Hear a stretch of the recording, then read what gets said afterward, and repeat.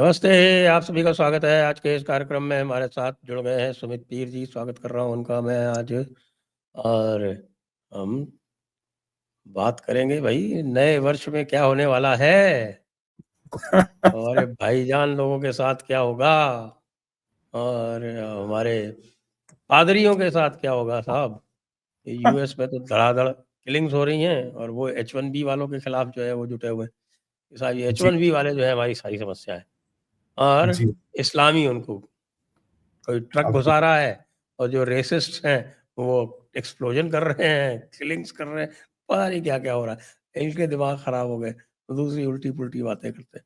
लेकिन बड़ी खबर ये है साहब कि हमारे जो भाईजान हैं बगल वाले पश्चिम क्षेत्र वाले हुँ, भाईजान, वो गए अंकल सैम के पास शिकायत लेके और कह रहे हैं कि साहब कि ये देखिए हमारे पास ये पूरी लिस्ट है, ये 6 लोग हमारी जो डीप एसेट्स हैं, टेररिस्ट हमारे प्राइसलेस टेररिस्ट। अरे प्राइसलेस टेररिस्ट जो है वो अननोन गनमैन ने उड़ा दिए हैं और ये भारत ने काम किया है। तो इसमें हमारी मदद की जाए, हमारे टेररिस्ट जो हैं उनको सुरक्षा प्रदान की जाए, हमारे टेररिस्ट जो हैं वो प्राइसलेस एसेट्स डिक्लेयर किए जाएँ और उन पे किसी भी प्रकार का प्रहार करने के लिए भारत को सैंक्शन किया जाए। आपका क्या कहना है इस बारे में? सर सबसे पहले तो आपको नमस्कार, सभी दर्शकों को प्रणाम और कैलेंडर न्यू ईयर की हार्दिक शुभकामनाएँ, शो पे बुलाने के लिए साधुवाद। सर सबसे पहले तो हमारे पड़ोसियों को एक बात कहना चाहूँगा, ज़रा कान खोल के सुन लो। आज मैं तुम्हें एक प्रेडिक्शन कर रहा हूँ, फ्री में एडवांस में बता रहा हूँ। जितनी कोहरा बढ़ेगा, जितना कोहरा बढ़ेगा, कोहरे का सीज़न आ गया है, उतने तुम्हारे यहाँ विकेटें गिरेंगी। कोहरे का टाइम अननोन गनमैन के लिए बहुत उपयुक्त टाइम होता है। देखिए किसी ने लपेट दी, किसी के अंदर क्या रख दिया, किसी को कुछ दिखाई नहीं देता।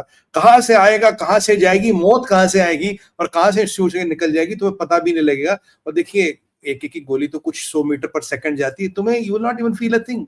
आएगी, जाएगी, निकल जाएगा, बंदा हवा हो जाएगा, तुम देखते रह जाओगे। अगर तुम्हें उन 6 लोगों को बचाने की चिंता, तुम 600 की चिंता करो।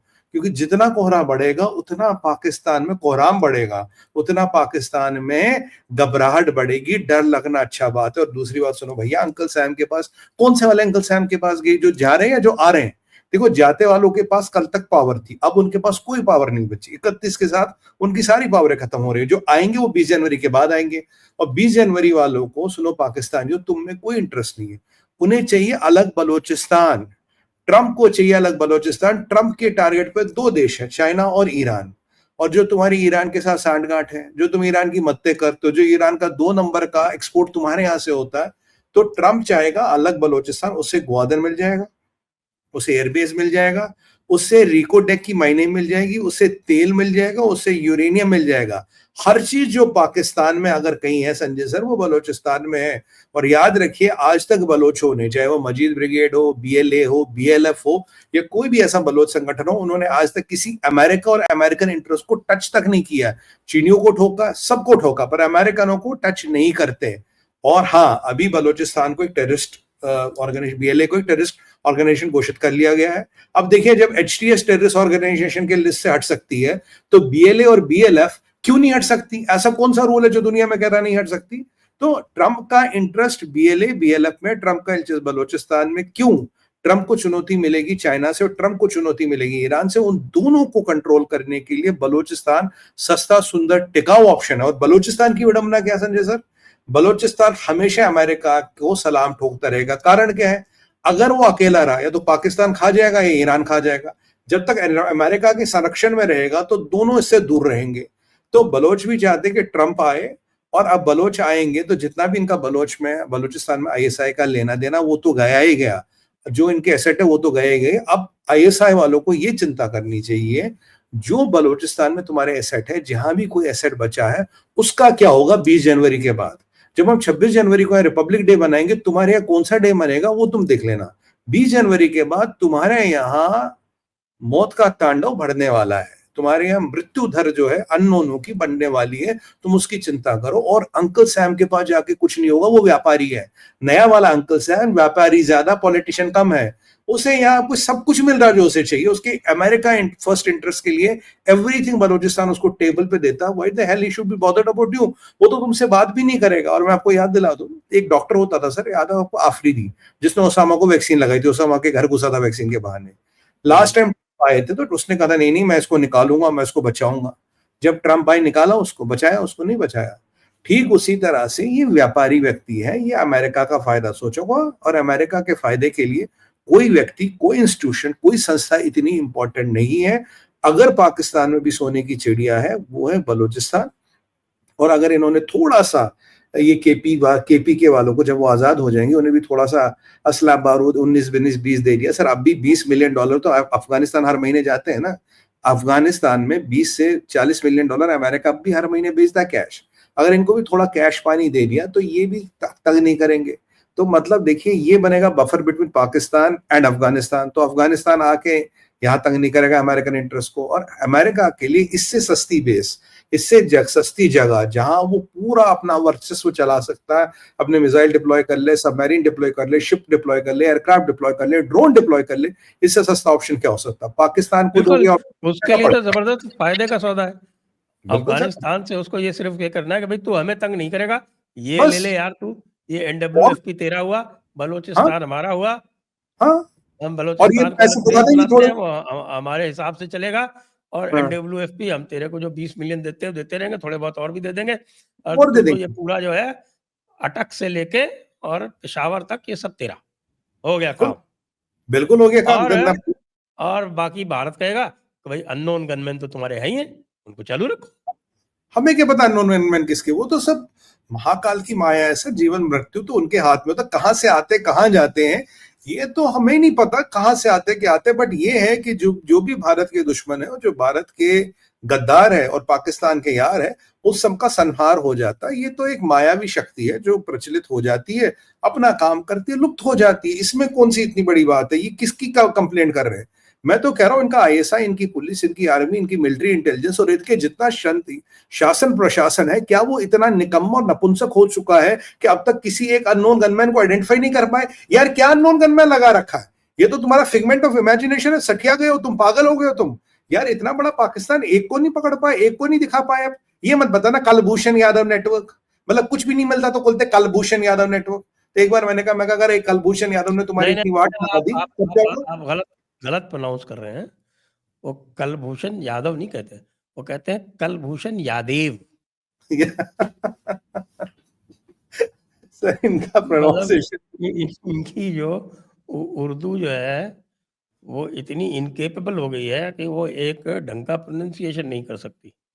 मदरसे में इतना ही पढ़ाते हैं सर। अब बताइए, मदरसे में तो पढ़े थे, कितना पढ़ाएंगे? वो इतना ही पढ़ाते हैं वहां पे, बस इतना ही आता है। मैं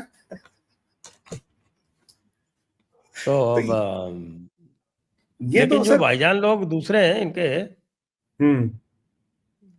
बांग्लादेश जिनके वाले। यहाँ जी, नहीं नहीं नहीं, जो अफगानिस्तान वाले जो लोग हैं, जी जी जी। जिनके डर के मारे ये लोग अपनी चौकियां छोड़ के भाग जाते हैं कि अगर मान लीजिए पकड़े गए तो पता नहीं हमारे साथ और क्या होगा। आप जानते हैं उनके शौक जो है वो दूसरी तरह के नवाबों वाले शौक हैं इनके, बिल्कुल बिल्कुल बिल्कुल। अफगानिस्तान वालों के। तो इसलिए ये छोड़ छोड़ के भाग जाते हैं कि भाई बड़ी किताबों में, छोटी किताबों में ये लिखा हुआ है कि मान लीजिए आपके साथ किसी ने उल्टा लावतात कर दिया तो जन्नत जो है वो जन्नत से खारिज हो जाएंगे। अब वो तो करेंगे साहब, अफगानिस्तान वाले तो कहते हैं कि साहब ये तो बच्चाबाजी तो हमारा जो है वो नेशनल स्पोर्ट है, तो वो तो उसको सर एज ए स्पोर्ट मान के करते हैं। बिल्कुल सही कहा संजय सर आपने। अभी एक पहले पहले इस पे आते फिर अफगानिस्तान पे आते। ये आपने बड़ा अच्छा विषय छेड़ा है, क्योंकि अभी मैं हाँ एक रिपोर्ट पढ़ रहा था पाकिस्तान में सर। अभी ये माना जाता है, ये ऑफिशियल रिपोर्ट है, आपको ये सोशल मीडिया पे भी मिल जाएगी, आज की डेट में भी ट्विटर पे मिल जाएगी, जो फैक्ट फिगर और डाटा मैं बता रहा हूँ। पाकिस्तान में ये माना जाता है कि 90% बच्चे male are sexually abused. 90% male child. जो रेप होता है, 4 में से अगर 4 बच्चों का रेप होता है, अनफॉर्चुनेटली 3 उसमें लड़के होते हैं। और पाकिस्तान में अब नया सिस्टम क्या हो गया, अब इस क्या कहूँ इसको, I don't know what is the word to describe it. इस चीज को इन्होंने इतना बड़ा कर दिया, इतना बड़ा कर दिया, जैसे ट्रक चल रही है, ट्रक में एक ड्राइवर, एक कंडक्टर हो, एक साथ में बच्चा रख लेते, कहते ये क्या, कहते ये हेल्पर है। वो हेल्पर नहीं होता, वो मेल प्रोस्टिट्यूट होता है।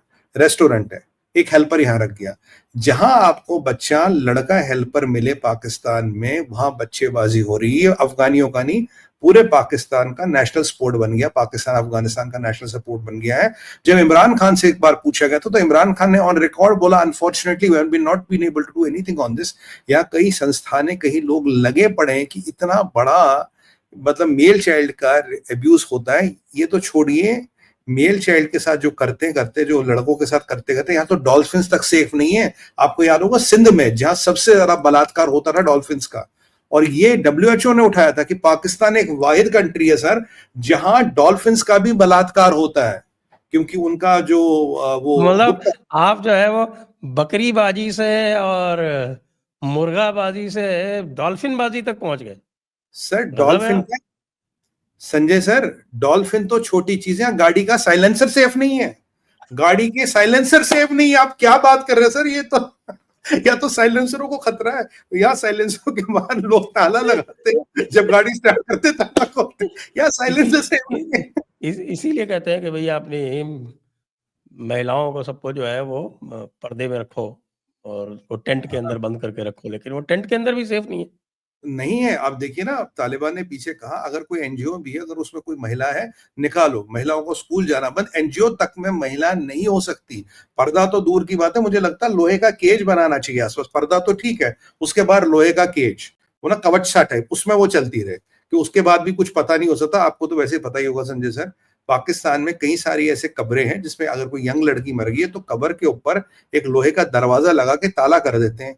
क्यों? कोई कब्र खोद के कुछ कुकर्म ना कर दे। नेक्रोफीलिया वहां इतना है समाज में, बकरी क्या, मुर्गी क्या, बतख क्या, डॉल्फिन क्या, महिला क्या, साइलेंसर तक सेफ नहीं। इवन मरी हुई महिला, अनफॉर्चुनेटली ये मैं कह रहा हूं, मरी हुई महिला के कब्र पे इफ शी इज यंग, एक लोहे का दरवाजा लगा के आपको ताला लगाना पड़ता, कोई कब्र खोद के कुछ हरकत ना कर दे। ये पाकिस्तान है, ये और दुनिया में सबसे ज्यादा पोर्न कहां डाउनलोड होता है? पाकिस्तान में होता है। और आपने तो देखा ही होगा मतलब क्या है इनकी हालत। अब आते हैं इनके पड़ोसी अफगानिस्तान पे। देखिए ये बच्चाबाजी तो वहां पे एक अनफॉर्चुनेट सी बात है, वहां पे एक इतना बड़ा या डिजीज बन गई है कि उसके बिना ये रह ही नहीं सकते। जिस कंट्री में 90% मेल चाइल्ड अब्यूज, अब सोचिए 10% वो जो एलीट का बच्चा है, जो संपन्न समाज से आता, जो इनके हाथ नहीं लगता, बाकी जो भी लगता उसको छोड़ दे, उसको नहीं छोड़ते। ये इवन चाचा मामा और ताऊ ताया ये भी बलात्कार करते हैं बच्चों का, ये भी वहां पे हो रहा है। अब आते हैं अफगानिस्तान पे। देखिए अफगानिस्तान ने अभी तो तहरीक तालिबान को छोड़ा इनके पीछे, अभी वो अपने बॉर्डर पर खड़े हैं, कहते भाई ड्यूरियन रेंज तो तुम्हारी खत्म हो गई, पहली बात। दूसरी बात, अफगानिस्तान ने क्या किया बता, जहां ये अफगानी आ रहे चौकियां छोड़ छोड़ के भाग रहे। अब पाकिस्तान कहते जी हमने ये वाली चौकी छोड़ दी। भाई एक बार बताओ, या तो क्षेत्र छोड़ोगे, या ये जगह छोड़ोगे, या डिस्ट्रिक्ट छोड़ोगे, वो पर्टिकुलर चौकी जिसका अफगानियों तालिबान का या तहरीक तालिबान का कब्जा होता, वही तुमने छोड़ के क्यों भाग गए होते? दूसरी बात।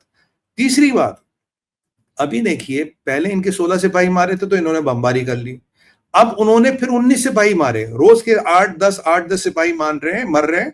और वॉशिंगटन पोस्ट जो इनका ही अखबार है, मैं उसको कोट कर रहा हूं, इनका ही अखबार है ना वॉशिंगटन पोस्ट, वॉशिंगटन पोस्ट में आर्टिकल आया संजय सर, उसमें लिखा है कि पाकिस्तान में करीब करीब लास्ट ईयर 2024 में around there is estimated 7 deaths हुई है पर डे, आर्मी, पैरामिलिट्री और पुलिस की मिलके, जो ये लॉ एनफोर्समेंट है Pakistan, 7 deaths per day Pakistan army की हुई है। तो आप गणित लगाइए, तो मतलब 2000 से ज्यादा पाकिस्तान के आर्मी के लोग, 2-3 हजार से ज्यादा मर चुके हैं।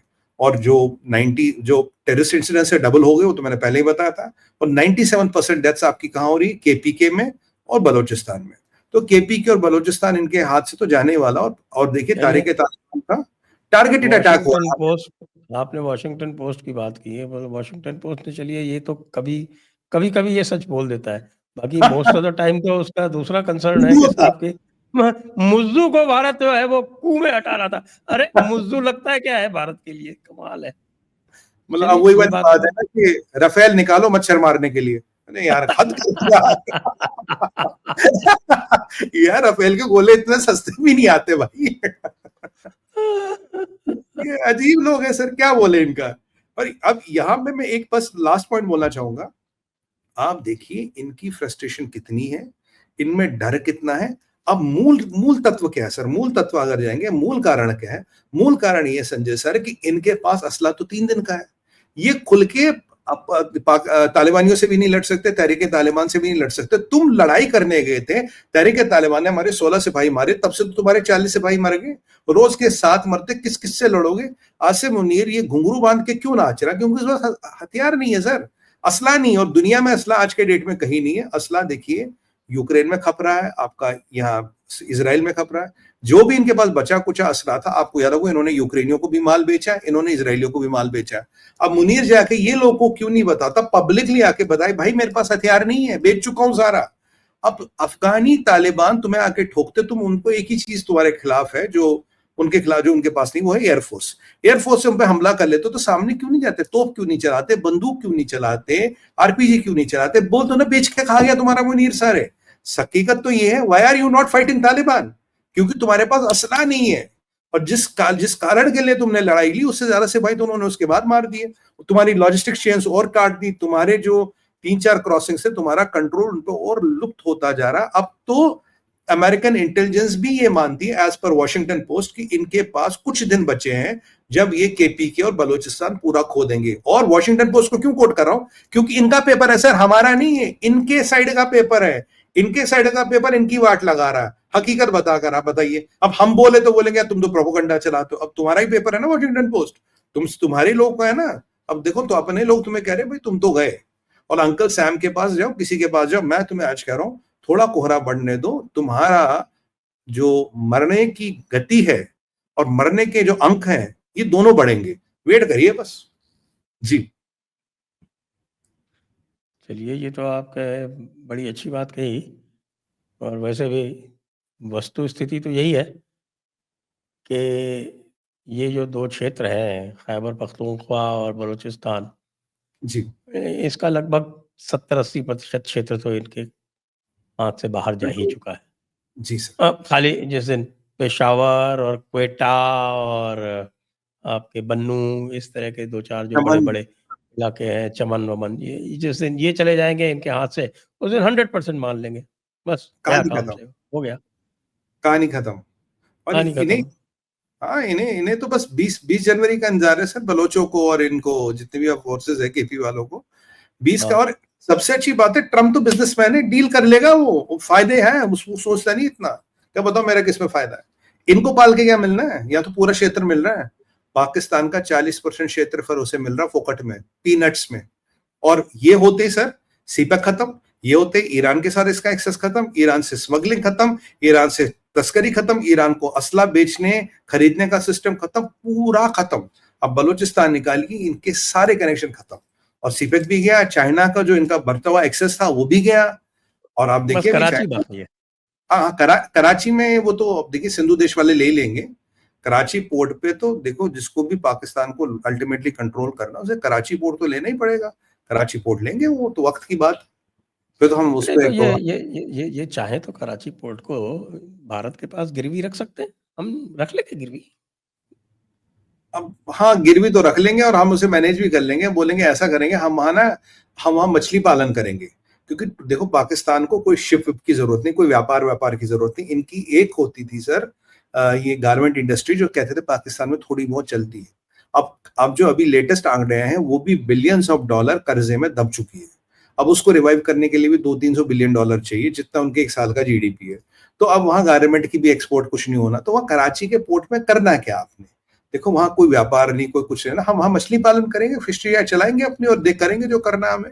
भारत के लिए तो ये हमें किराए पे हमें बिल्कुल दे सकते हैं। और हम इसमें इंटरेस्टेड भी रहेंगे। और इनका एक और पोर्ट है जहां दुनिया में सबसे ज्यादा शिप ब्रेकिंग होती है। तो मैं सोच रहा हूँ कि वो इनसे लेके बांग्लादेशों को दे देते हैं। वो बेचारे ज्यादा गरीब है, वो वहां शिप तोड़ेंगे, तो पाकिस्तानियों से काम भी ले लेते हैं। बाकी पाकिस्तान को कोई काम करने की जरूरत नहीं सर, इन्हें वैसे सबको जन्नत जाना है। क्या काम हम क्या करके करना? वो तो हम जैसे काफिर काम करते हैं, इन्हें इनकी काम के लिए थोड़ी ना बने। ये तो बस जन्नत में ऐश करने के लिए बने हैं। और जो दूसरा जन्नत में ऐश करने वाला है, वो आपका दूसरा ये मुलाजिम। मुजू आप मुजू नहीं, अच्छा, यूनुस यूनस या बिना दाढ़ी हाँ, बिना मियां दाढ़ी यूनुस, बिना दाढ़ी मूछ मियां वाला यूनुस। जादू। खबर यह है कि 20 जनवरी के बाद यूनुस की यूएस में सारी एसेट्स सीज होने वाली हैं।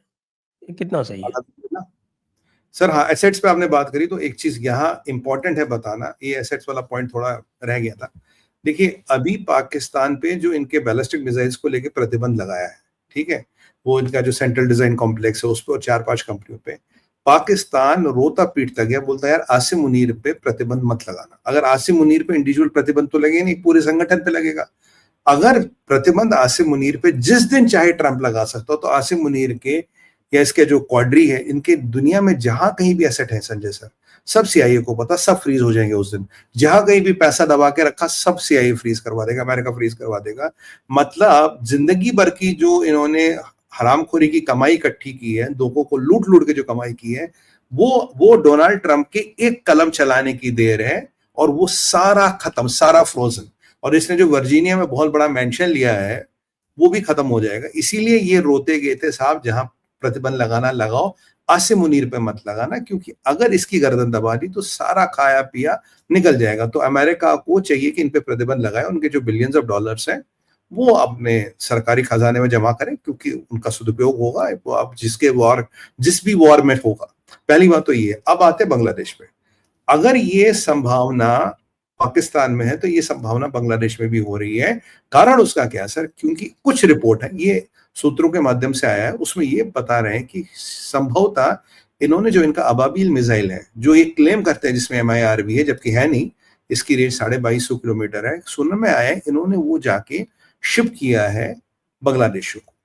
अगर ऐसा कुछ हुआ है या उसके कुछ आसपास पुर्जे परजे भी इन्होंने शिप किए, बेसिकली तो वो चीन की मिसाइल उन्होंने रंग पेंट करके अपना वो कर दिया था। अगर वो बांग्लादेश में उसके कुछ अवशेष भी पाए गए, कुछ आगे पीछे के पुर्जे भी पाए गए, तो ये पूरा पूरा जस्टिफाई करता है यूनिस पे सैंक्शन लगाना। क्योंकि याद करिए संजय सर, पाकिस्तान से 2 शिप आई, कुछ कंटेनर उतारे गए, अलग कर दिए गए, उन कंटेनरों की तलाशी नहीं हुई। उस दिन जितना भी स्टाफ डॉक पे था उनको हटाया। 42 दिन बाद एक और शिप आया 699 कंटेनर लेके, उसमें से फिर कुछ कंटेनर अलग कर लिए गए, फिर उनकी तैयारी नहीं, उनकी तलाशी वलाशी नहीं हुई, कस्टम को एग्जेम्प्ट किया गया, और पहले शिप में करीब 65 पाकिस्तानी मूल के लोग गायब हो गए थे बांग्लादेश में, जिनको वो ढूंढने का प्रयास नहीं कर रहे। दूसरे में कितने हुए इसका कोई रिपोर्ट नहीं है, पर माना जाता उसमें भी कुछ लोग मिसिंग है। तो ये जो पाकिस्तान इनके साथ मिलके कर रहा, तो अगर ऐसा कुछ होता तो यूनिस की प्रॉपर्टी पूरी पूरी जब्त होगी। और यूनिस तो ओबामा का बंदा, वो तो क्लिंटन का बंदा। अब डोनाल्ड ट्रंप उसको थोड़ी ना बर्दाश्त करेगा। देखिए, ट्रंप है व्यापारी, ट्रंप को अपना फायदा देखना, ट्रंप को देखना मुझे बांग्लादेश से मिलना क्या। अगर आसिम मुनीर आज अष्टांग प्रणाम करके गिड़गिड़ा रहा है कि साहब पाकिस्तान का ISI प्रशासन आसिम मुनीर के एसेट अटैच मत करना, इसको डिक्लेयर मत करना, अगर ऐसा कुछ भी इन्होंने किया है, it's a good enough reason कि आप इनके एसेट्स को डिक्लेयर करो, इन्हें person of non grata declare करो, इन पे सैंक्शन लगाओ। सैंक्शन लगाते ही सारे एसेट आपके हो गए। और दूसरी बात, ये जो यूनिस मियां चाइना के साथ लारे लप्पे लगा रहे हैं, ये जो चाइना के साथ ये लारे लप्पे लगा रहे हैं कि फ्री में जाएगा, ये जो यूनिस मियां ने पाकिस्तानियों को वीजा दिए धड़ल्ले से, वो फ्री जाएगा। ये जो कंटेनरों के कंटेनर निकलवा रहे बिना जांच के, क्या फ्री जाएगा? तो अब यूनिस हैज टू पे अ पर्सनल पेनल्टी। और मुझे ये लगता है अब 2 स्टेटमेंट यहाँ इंपॉर्टेंट है, मैं आपको जिसकी तरफ आपका ध्यान आकर्षित करना चाहूंगा। पहला स्टेटमेंट आया इनके आर्मी चीफ का, वो कहता भाई कि भारत के साथ हमारे कॉमन इंटरेस्ट्स हैं, और हमारे कॉमन इंटरेस्ट बिना भारत के सेटल नहीं हो सकते। तो यहां एक सिचुएशन में टर्न है। और दूसरा इंपॉर्टेंट स्टेटमेंट मोहम्मद यूनिस को कहते हैं, भाई तेरा काम है इलेक्शन करवाना, जल्द से जल्द रिफॉर्म नहीं करना, और 17 महीने का टाइम दिया उसे कि 17 महीने में बेटा इलेक्शन करवा। अगर आप इन 2 स्टेटमेंट्स को देखेंगे, 20 जनवरी को ट्रंप आ रहा है, ठीक है जी, और यहां कुछ ना कुछ अरेंजमेंट भारत भी कर ही रहा होगा, जो भी करना है हमें, जो मतलब कूटनीतिक अरेंजमेंट जो भी है, डिप्लोमेसी तो हम भी कर ही रहे, उन्हें हमने पीछे चावल भी भेजा है, उसके भी कारण होंगे। तो सुनने में ये भी आया कि ये डिमांड डायरेक्ट आर्मी से आई थी, चावल की, इनके शासन से नहीं आई थी।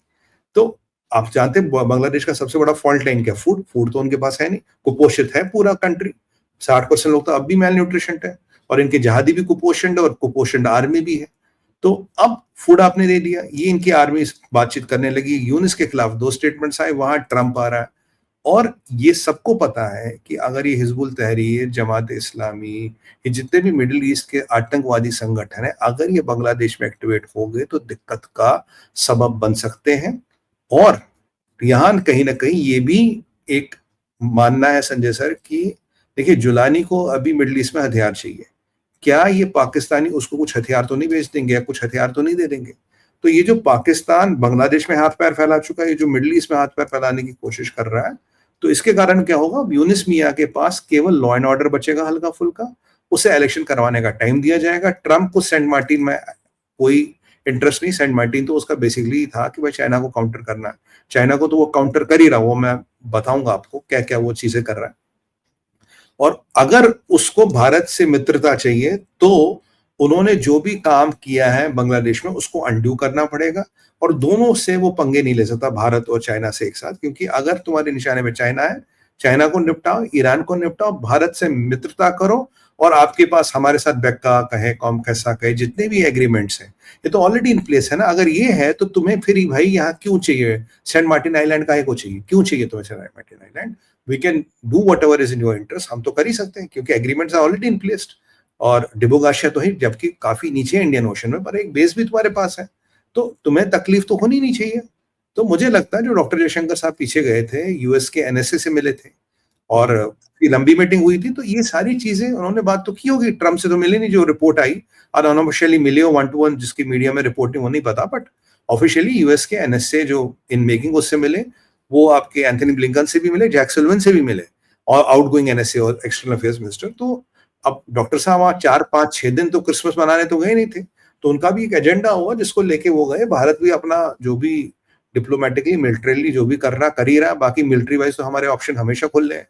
और ये जो 2 स्टेटमेंट आए आर्मी चीफ के बांग्लादेश के, ये इंपॉर्टेंट है। इसके परिप्रेक्ष्य में काफी सिचुएशनें सर बांग्लादेश में बदल जाती है, और यूनिस और उसके जहादियों के पास बहुत कम टाइम नहीं रहेगा। भारत को एक ही चीज करना है, जो सप्लाई वहां जाती उसको थोड़ा थोड़ा थोड़ा थोड़ा करके कम कर दो।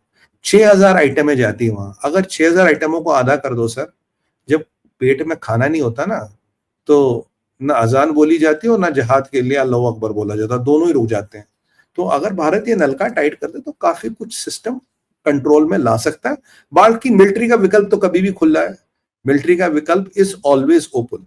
और हाँ, अगर तुम लोगों ने पाकिस्तान के साथ मिलके कुछ किया है बेटा, तो सब पे सैंक्शन लगेगी। खाया पिया जितना है कंगला देश का कुछ नहीं बचेगा, और कहीं बाहर वार कुछ बचा है वो भी खताई में आ जाएगा। और सोचो, ये भारत के साथ गेम खेलना ये तुम छोड़ दो। और ऐसा नहीं कि भारत बोलता नहीं, भारत काफी कुछ कर रहा है। अब देखिए 20 जनवरी के बाद काफी चीजें खुल के सामने आएंगी क्या हो रहा है। जी वो तो है। बाकी अराकान आर्मी तो वैसे भी बैंड बजाए हुए है। और सर अराकान को पहले रोका किसने था, किसके कहने पे रुकी थी अराकान? पहले हम ही ने बचाया था ना अराकान से। अभी वो डोमिनेटिंग पोजीशन पे है, ज्यादा बोलोगे तो हो जाएगा फिर जो भी होना होगा। ज्यादा और बोलोगे तो चिटगांग हिल वाला जो है वहां तो शांति वाहिनी है चकमा वालों की। और इनका जो हितैषी था पाकिस्तान, वो तो खुद मरा हुआ है डुरेन लाइन पे। तो बेटा मुन्ना, कुछ आने वाला नहीं, ना दाएं से ना बाएं से। चाइना सामने से आएगा नहीं। और देखो, कहते हैं पानी में रह के मगरमच्छ से बैर नहीं लेते, ये कहावत है। अगर तुम्हें समझ आ जाती तो बहुत अच्छी बात रहती, बहुत तुम्हारी सेहत के लिए अच्छा रहता। पर तुम आ गए इन हिजबुल तहरीर जमातियों के बहकावे में।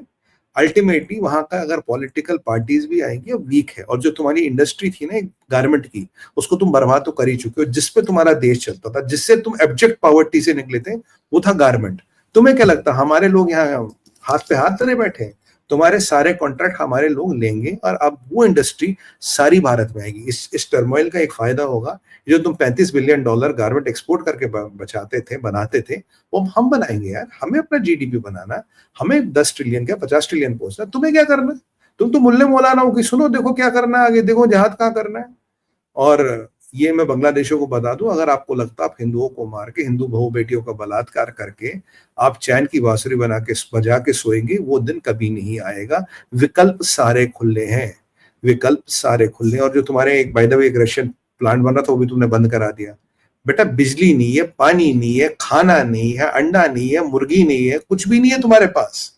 कितनी मछलियां पकड़ पकड़ क्या के बात कर खाओगे? रहे हो आप? मुर्गियों का तो क्या करेंगे, मुर्गियों के साथ तो वही तो मैंने बोल दिया ना, बलात्कार हो रहा है। मुर्गियां तो यूजलेस हो गई ना सर, वो तो बेचारी मुर्गियों का तो, ये मुर्गी, बतख, अरे भाई ये वो किताब में ये लिखा हुआ है फतावा आलमगीरी में कि अगर मान लीजिए किसी जानवर के साथ आपने वो काम कर लिया तो उस जी। जानवर को फिर खा नहीं सकते। अरे ये रे ये तो प्रॉब्लम है फिर। अच्छा, तो गया फिर खा नहीं सकते। तो सर अब आप फिर देखिए कितना गड़बड़ हो गया। अब ये खबर ये आ उस रही है कि साहब कि मुर्गियों के साथ भी वही काम हो रहा है जो बच्चों के साथ हो रहा है। उस हिसाब से मुर्गियां तो भी सर सेफ नहीं है, बकरियां तो थी ही उस नहीं पहले ही से सेफ। उस हिसाब से तो सर पाकिस्तान में बकरी और मुर्गी कटनी नहीं चाहिए। तो मुझे तो लगता ही नहीं कौन सेफ है, मतलब ये कैसे कर रहे हैं फिर तो ये बिल्कुल जना वाला काम कर रहे हैं। देखिए ये जना है, अगर इस काम के बाद भी उनको काट के खा रहे, ये इसको जना है। तहमिया कहते हैं सर, आप सही टर्म्स याद कीजिए। इसको बोलते हैं तहमिया। अच्छा, क्या बोलते हैं? तहमिया। तहमिया। तो अच्छा, ये भी क्या गड़बड़ चल रही वहां पे? बच्चाबाजी है, उसको बोलते हैं लावतात। क्या? लावतात। अरे बाप रे, ये तो आप तो सर मास्टर है सब में। तो आप पढ़ते ही नहीं, हमने तो आपके लिए लोड करके रखी हुई है। नहीं सर, फतावा आलमगीरी फ्री में अवेलेबल है, उसको पढ़ें। उसमें देखिए अब हमने किताबुल वक्फ भी जारी कर दी है, तो वक्फ के बारे में भी पढ़ें। ये जो कुछ भी बोलता है ये हजरत ओवैसी, वो सब उसके बिल्कुल मुखालिफ है, बिल्कुल उल्टा है। तो ये सब मैंने आपके लिए रीडिंग मटेरियल इकट्ठा किया हुआ है। उसमें आप देखिए किताबुल हुदूद पढ़िए तो आपको पता चल जाएगा कि बकरी के साथ करें तो क्या होगा, मुर्गे के साथ करें तो क्या होगा, और क्या बोलते हैं, लावतात करें तो क्या होना चाहिए, सब लिखा हुआ है और मतलब इसके डिटेल में लिखा हुआ है। और ये तो पता नहीं इसके क्या-क्या लिखा हुआ है। इससे क्या कि साहब की जो है वो तो मतलब इसके एसओपीज दे रखे हैं, स्टैंडर्ड हाँ, ऑपरेटिंग प्रोसीजर पूरे, सब पूरे, दे पूरे रखा ये साहब के है। आपने अगर मान मतलब लीजिए मतलब सर गलत। ये संजय सर, तो अगर मैं एक इन्फ्लुएंस छोटा सा ड्रॉप करूं, तो ये आज की समस्या नहीं, तो 1400 साल से चली आ रही मतलब। हाँ, हाँ, हाँ, हाँ, वो तो ये इंपॉर्टेंट पॉइंट आपने कोडिफाइड बताया। है साहब, अच्छा, कोडिफाइड है। किताबुल हुदूद पढ़िए, आपके ज्ञान चक्षु पढ़ जाएंगे, खुल जाएंगे। अच्छा, मुझे वॉल्यूम लगा ये, 3 में है किताबुल हुदूद, उसे पढ़ें। अरे बाप रे, मुझे लगा सर अवेलेबल ये, है साहब, मैंने ही तो अवेलेबल कराई है। क्या बात है सर, आपका तो बहुत बहुत साधु, और ये तो जयपुर जबरदस्त। डायलॉग्स के, जयपुर डायलॉग्स पे आपको दी जयपुरडायलॉग.com के बुक सेक्शन पे जाइए, पढ़िए। जी सर, ये तो बहुत बड़ा रेवलेशन है, मुझे भी नहीं पता था। मुझे लगा शायद इन्होंने नया कोई टेक्निक अभी यहाँ डेवलप किया है, पर अब मुझे लग रहा है तो बहुत पुराना चिरकाल से चलने वाली प्रक्रिया है। बस तभी तो डॉक्यूमेंटेड है ना किताबों में, नहीं तो किताबों में कहाँ से डॉक्यूमेंटेड होती। अच्छा अच्छा, और तो क्या। इसमें कुछ बड़ी है, इसमें कोई बड़ी बात नहीं है। तो जो आप और हम काफिर जो हैरान होते हैं, वो हमारी ना तजुर्बेकारी है, जो हम इस चीज के बिल्कुल, लिए, ना इसीलिए तजुर्बेकारी, कारी है ना हमारी। समझी, हुँ, हाँ, मतलब ये ना वहां अहली, ना अहली है हमारी, ना अहली। ये मतलब वहां मज़ा है। चलता। अरे ये तो जबरदस्त, भगवान। अब आप ये बताएँ साहब कि जी ये जो महाशय ट्रम्प हैं, जी ये 20 फरवरी को आ जाएँगे। जी सर। उसके बाद मैं आपको 5 स्थान विशेष बताता हूँ, उनमें आप जी एक-एक करके बताएँ कि आगे क्या होगा? जी। पाकिस्तान, बांग्लादेश, कुछ-कुछ तो अपन ने डिस्कस कर लिया, थोड़ा बहुत हम्म, कुछ बच गया हो तो इस पे भी बता दें। जी फिर है यूक्रेन और फिर जी मिडल ईस्ट और फिर चाइना। जी बिल्कुल। तो पाकिस्तान बांग्लादेश को पहले निपटा देते, जो छोटा मोटा रह गया। देखिए पाकिस्तान में ट्रम्प कहता है इमरान खान मेरा दोस्त वगैरह है, पर वो इमरान खान को जेल से जरूर निकलवा देगा, पर विद अ कंडीशन, भाई ये एक हाउस अरेस्ट टाइप में रहेगा, मीडिया में पार्टिसिपेट नहीं करेगा, पॉलिटिकली पार्टिसिपेट नहीं करेगा, एक मतलब he will be a free man, but he will be in a jail without a jail. ऐसा एक अच्छे 5 स्टार जेल में रहेगा, बस जिंदा रहेगा। ट्रम्प की बात भी रह जाएगी, मेरे दोस्त इमरान खान को निकाल दिया, बाकी वो डील करेगा, देखेगा उसके बेस्ट इंटरेस्ट में क्या, और उसके इंटरेस्ट में भी बलूचिस्तान है। बाकी इमरान को सत्ता में बिठा के वो कोई बहुत बड़ा काम नहीं कर पाएगा, क्योंकि इमरान सत्ता में बैठ के उसे बलूचिस्तान नहीं दे सकता। हाँ, जेल से निकलवा के एक अच्छे बनी गाला में या कहीं उसको बिठा देगा, वहां अपने बुढ़ापे के टाइम काटेगा। 74 साल उम्र होगी, 2-4 साल जितने बाकी हैं, अपनी गर्लफ्रेंडों को फोन फान कर कर करा के वो अपना काम में बिजी रहेगा, और एक दिन फोत हो जाएगा। अच्छा, ये जो फैज हमीद है, ये फैज हमीद अब भी इमरान खान के अगेंस्ट बयान नहीं दे रहा। कोशिश इसकी पूरी, इससे डील बना रहे हैं। फैज हमीद के भाई को भी अंदर कर रखा, फैज हमीद को भी अंदर कर रखा। अब इमरान खान के खिलाफ ये क्या डील देगा? तोशेखाना हो, बहरिया हो, या जितने भी जो उस दिन हुआ, जो आर्मी के कोर कमांडर वगैरह पर अटैक हुआ, वो सारे इस पे इल्जाम डाल दिए और इसको मिलिट्री कोर्ट में ट्राई करने की कोशिश हो रही थी। तभी मिलर का स्टेटमेंट आता है कि वी आर कंसर्न, जो मैंने आपको लास्ट टाइम बोला सर इसको मिलिट्री कोर्ट में ट्राई करेंगे, फिर मिलर का स्टेटमेंट आता है वी आर कंसर्न कि सिविलियंस को मिलिट्री कोर्ट्स में ट्राई कर रहे हैं। तो अब तो ये करने की हिम्मत नहीं करेंगे। हाँ, 20 दिन में कुछ हो गया तो कुछ भी हो सकता, बट ट्रंप एक बार आ गया फिर ऐसे ही वो पड़ा रहेगा। ये तो रहा यहाँ बांग्लादेश में धीरे धीरे यूनिस की सत्ता डिप्लीट होगी। बांग्लादेश में चाइना को कंट्रोल करने के लिए जो भी अमेरिका को करना पड़ेगा करेगा। बांग्लादेश में मल्टीपल पावर सेंटर बनाए जाएंगे। एक विकल्प ये भी हसीना आएगी, अगर हसीना आएगी भी तो इतनी स्ट्रांग नहीं होगी जितनी पहले थी। और कहीं ना कहीं बांग्लादेश को लेके अमेरिका को, ट्रंप को भारत की सुननी पड़ेगी, भारत का इंटरेस्ट देखना पड़ेगा और भारत के हित में क्या है। अगर भारत का साथ चाहिए तो उसके हित में काम करना पड़ेगा। अब उसमें जैसी भी परिस्थितियां बनेगी वो होगी। और ये जो आर्मी चीफ के 2 स्टेटमेंट आए, ये बढ़ती हुई हवाओं को दर्शाते हैं। अब आते हैं सर यूक्रेन में। देखिए, यूक्रेन में थोड़ी परिस्थिति विकट है, क्योंकि कल या परसों जो बाइडेन जाते जाते, जो उसके पास 6 बिलियन की अब भी सैंक्शन पड़ी थी, उसने जाके जेलेंस्की को दे दी, 6 बिलियन दे दी। येलेट जो उनकी क्या है, जेनेट येलेन, जो इनकी विदेश ट्रेजरी मिनिस्ट्री यानी कि फाइनेंस सेक्रेटरी है, यानी कि वित्त मंत्रालय जिसके पास है, चाइनीज ऑरिजिन की महिला है वैसे, इसने बोला है कि जी हमने जेलेंस्की को 40 बिलियन तो हमने कैश में दिया है, 60 बिलियन सिक्योरिटीज में दिए और हंड्रेड्स ऑफ बिलियंस के हथियार दिए। जब बोला कैश का को दिया, बोला यार गवर्नमेंट की तनख्वाही देनी, बिजली चलानी गवर्नमेंट बिल्डिंगों में, इसने कैश दिया। और 60 बिलियन की सिक्योरिटी किस लिए दी संजय सर? क्योंकि अगर यूक्रेन गवर्नमेंट को कुछ प्रोक्योर कर रहा है तो हम उसकी सिक्योरिटी देते हैं, और जो हथियार फ्री में दिया वो दिया। अब समस्या ये है कि वहां पे हथियार पड़ा है फ्री, और 20 जनवरी के बाद वो हथियार यूज नहीं किया जाएगा, पैसे वैसे का नलका बंद होगा। पुतिन कह चुके हैं भाई मैं स्लोवाकिया जैसी एक फ्री कंट्री में जो नेटो मेंबर है आके नेगोशिएट करने को तैयार हूं। पर मंडे को अचानक यूक्रेन का मंत्री पहुंचता है जुलानी से मिलने, यूक्रेन का विदेश मंत्री। पहले हकान आया था, ये आपका टर्की वाला, उसके बाद ये दूसरा आया मिलने। जब ये जुलानी से मिलता है, कहता 500 मेट्रिक टन हम वीट तुम्हें भेज रहे हैं, खुद एड पे जिंदा, इसको वीट भेज दिया, चलो कोई बात नहीं। पर ये कुछ साठ गांठ करे, कह रहे रशिया को तुम भाई सीरिया से निकालो। इन वैल्यू ऑफ दैट अब क्या दे रहे हैं? क्या ये बचे हुए हथियार इसको देंगे? क्या कुछ पैसे की बात हो रही? क्योंकि जुलानी को 2 ही चीजें चाहिए, पैसे और हथियार, वो उसके पास है नहीं।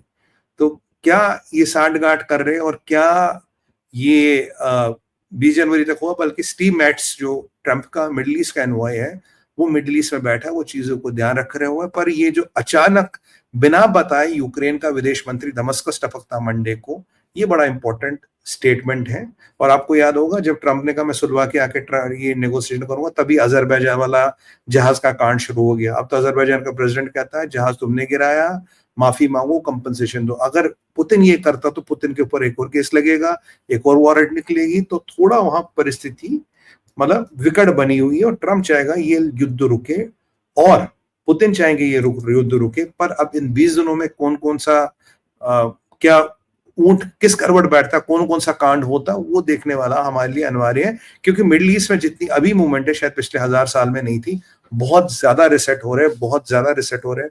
Every day there is something new which is coming out. ये तो रही रशिया यूक्रेन की बात। फिर आपने बोला था चाइना में सर अभी ट्रंप ने 25% टैरिफ लगाया आपके कनाडा पे, 25% लगाया मैक्सिको पे। मैक्सिको का 80% एक्सपोर्ट जो है वो यूएस जाता है, और कनाडा का 75% यूएस जाता है।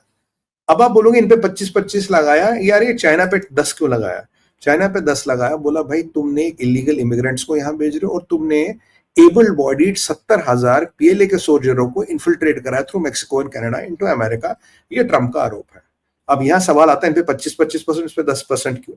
उसका एक कारण है। देखिए, जब बरकत हुसैन ओबामा ऑफिस में था तो इसने एमएफएन मोस्ट फेवर्ड नेशन का स्टेटस दिया था चाइना को। चाइना के गुड्स पे लगता था 2.2% टैरिफ कुल, जो मात्र सबसे लोवेस्ट है दुनिया में। अराउंड चीजों पे 30 से 40% टैरिफ लगता है यूएस में, उन पे लगता था 2.2%। ट्रंप लास्ट टाइम आए, इनको ठोका पीटा, तो एवरेज टैरिफ हो गया 30%।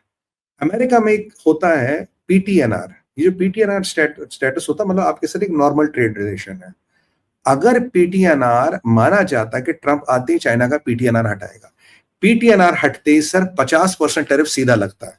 जो भी 30% पे चाइना, ये होगा 50, 80 और 10 जो लगेगा, जो हमने लगाया, तो ये करीब करीब आपका एडिशनल टेरिफ 60% का लगेगा।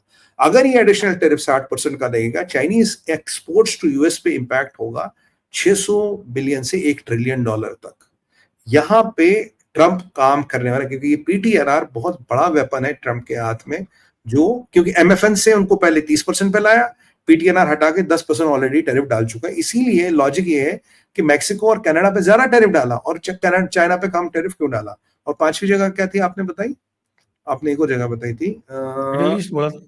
हाँ मिडिल ईस्ट। हाँ मिडिल ईस्ट में सर देखिए आप, अभी हूतियों के पास घातक वेपन है। 8 दिनों में 5 मिसाइल वो इसराइल पे दाग चुके हैं। लास्ट मिसाइल जो चलाया था परसों, उन्होंने कहा बेनगोर एयरपोर्ट का हमने बिजली घर उड़ा दिया। इसराइल कहता नहीं हमने इंटरसेप्ट किया, उससे पहले वाला थार्ड ने इंटरसेप्ट किया था। पर हूतियों के पास चाइनीज असला भर भर के है और दबा के चाइनीज असला है, और हूतियों के पास जो भी ईरान का असला वो देखा वहां पे दिया जा रहा है। अब ये माना जाता है कि ट्रंप 3 विकल्प सोच रहे हैं। पहला विकल्प है कि जब ईरान को ठोकना, वो तो 100% ठोकना, उसमें कोई अब बुराई नहीं है। क्या इसराइल को UL-15 दिए जाएं जो इसराइल यूज करेगा उनके जो अंडर जमीन के जो इंस्टॉलेशन उनको डिस्ट्रॉय करने के लिए, इंक्लूडिंग खमेनीज बंकर, क्या इसराइल को दिया जाए और वो क्या देख भाई इनके पास ये कभी भी ठोक देंगे, या इसराइल से ये काम करा जाए या अमेरिका ये काम खुद कर ले। तीनों में से एक विकल्प है, और इसीलिए उसके लिए पाकिस्तान में बलोचिस्तान इंपॉर्टेंट हो जाता है कि वो चाहता नहीं पाकिस्तान इनकी हेल्प करे ईरान की, और बलोचिस्तान का मिसयूज हो अगेंस्ट अमेरिका। इसलिए बलोचिस्तान पे कंट्रोल करना बहुत जरूरी है। तो ईरान में तो वो ये कर रहा है। बाकी मिडिल ईस्ट में देखिए यूक्रेन कोशिश कर रहा है, काफी कोशिश कर रहा है कि रशिया उसको बाहर निकालो। पुतिन वहां से नहीं जाएगा। पुतिन ने अपना काफी असला बारूद जो उसकी लीबिया में बेस है वहां मुंह कर दिया संजय सर, और जो इसकी बेसिस है ये सीरिया में उनको हल्का कर दिया। पर पुतिन ये कभी नहीं चाहेगा कि मेरी बेसिस जीरो हो जाए। वो कंप्लीटली डिपेंडेंट लीबिया पे है। अगर लीबिया पे डिपेंड रहेगा तो आपको एयर स्पेस टर्की का यूज करना है। टर्की का यूज करना तो आपको तैयब अर्दोगन से दोस्ती करनी पड़ेगी। तैयब अर्दोगन वही बंदा है जिसने आपका जहाज गिराया था आईसिस कॉन्फ्लिक्ट में रशिया का, वो बहुत बड़ा लफड़ा हुआ था। क्यों? जो आईसिस का तेल था वो टर्की के बॉर्डर पे आता था, और बिलाल अर्दोगन, तैयब अर्दोगन का बेटा, सबसे बड़ा व्यापारी उस तेल का था। तो अब रशिया ने जब आके आईसिस को ठुकाई शुरू कर दी तो इसने रशिया का जहाज गिरा दिया था। तो Libya is not a option. यहां से जुलानी कह रहा नहीं जी मैं रशिया को बाहर निकालना नहीं चाहता। वहां से डीप स्टेट, कुछ अमेरिका के डेमोक्रेट्स और यूक्रेन चाहता है कि उन रशिया को बाहर निकालो। अगर फोर्सबुली रशिया को निकाला गया, फोर्सबुली रशिया पे आघात किया गया, तो ये मिडिल ईस्ट में ऐसी तबाही और क्रांति लाएगा जिसकी परिकल्पना भी नहीं कर सकते। कुर्दों का मसला वही है, क्योंकि जुलानी कहता सब लोग हथियार छोड़ दो और सीरियन आर्मी ज्वाइन कर लो। अगर सब लोग हथियार छोड़ेंगे, जो 2000 यूएस मरीज कुर्दिस्तान में, उनका क्या होगा? जो कुर्दिस्तान में तेल है उनका क्या होगा? और तेल तुर्की को भी चाहिए, तेल अमेरिकनों को भी चाहिए, तेल तो दोनों को चाहिए। तो अब, और जुलानी चाहता है यार मुझे 2 ही चीजें दे दो, या तो मुझे हथियार दो या मुझे पैसे दो। अब ये यूक्रेन का जो विदेश मंत्री गया था, ये क्या करने गया था? और इसराइल में जो बात चल रही है वो कह रहा भाई अब जो परिस्थिति यहाँ हो रही है, हम तो जो तहीनी रिवर पे हम बैठे हैं, आपने बोला था 60 दिन में हमें पीछे जाना, अब हम पीछे कैसे जाएं? और जो सीरिया में हम दमस्कस से 10 किलोमीटर या 15 किलोमीटर दूर है, अब तो हम वहां से भी नहीं जा सकते। तो इसराइल अपनी जो फोर्टिफिकेशन पूरी कर रहा है, और इसराइल के अगुवाई में इन देयर लीडरशिप हूतियों पे बमबारी हो रही, दबा के बमबारी हो रही।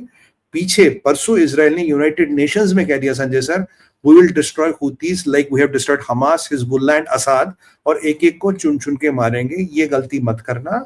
और we know, और ईरान को ये बोला कि अगर तुम्हें लगता है कि तुम प्रॉक्सियों के थ्रू हमसे लड़ोगे, मिडिल ईस्ट में कोई जगह, कोई व्यक्ति, no place, no person is beyond our reach. तो सीधी सीधी धमकी दी है खोमेनी को कि तू हमारी रेंज में है। तो ये है मिडिल ईस्ट की भयंकर उबलती हुई परिस्थिति। This is where it stands. तो ट्रंप के पास बहुत काम है सर, बहुत काम है, उनके काम में हम लोग भी सहायता करेंगे, बिल्कुल, क्यों नहीं। बिल्कुल सर। आइए आज की चर्चा को यहीं पर विराम देते हैं। सभी दर्शकों को बहुत बहुत धन्यवाद, सुमित जी को बहुत बहुत धन्यवाद। जय हिंद, जय भारत, वंदे मातरम। सर आपको, सभी दर्शकों को बहुत नमस्कार, प्रणाम, साधुवाद। भारत माता की जय, वंदे मातरम और हर हर हर हर महादेव।